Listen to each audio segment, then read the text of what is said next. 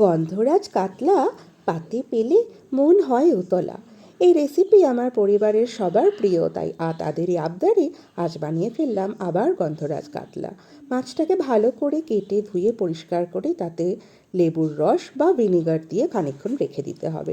তারপর সেই ভিনিগারটা ফেলে দিয়ে তাতে পরিমাণ মতো নুন ও তার সাথে গোলমরিচ গুঁড়ো মাখিয়ে রেখে দিলাম।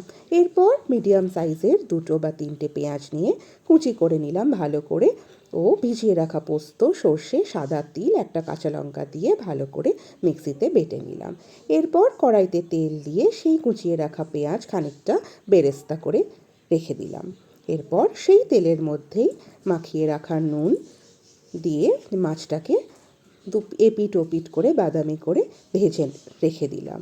এরপর কড়াইতে একে একে আদা, পেঁয়াজ, রসুন বাটা সব কিছু দিয়ে ভালো করে এর সাথে জিরে, ধনে গুঁড়ো সমস্ত মশলা দিয়ে নেড়ে চেড়ে ভালো করে মশলাটাকে মিশিয়ে নিলাম।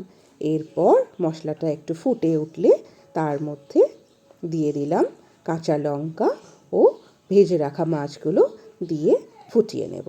এরপরে খানিকটা 2 মিনিট মতো ফোটানোর পর এর মধ্যে দিয়ে দিলাম গন্ধরাজ লেবুর জেস্ট ও গন্ধরাজ লেবুর পাতা, কারণ এটা একটা সুন্দর স্মেল অ্যাড করে।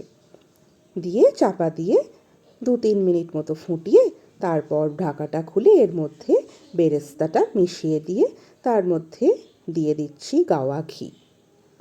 গরম মশলা দিতে পারেন যদি গরম মশলার গন্ধ পছন্দ করেন। ব্যাস তৈরি আমাদের গন্ধরাজ কাতলা। আমার মেয়ে হাতে প্লেট নিয়ে বলল, মা ফাটাফাটি হয়ে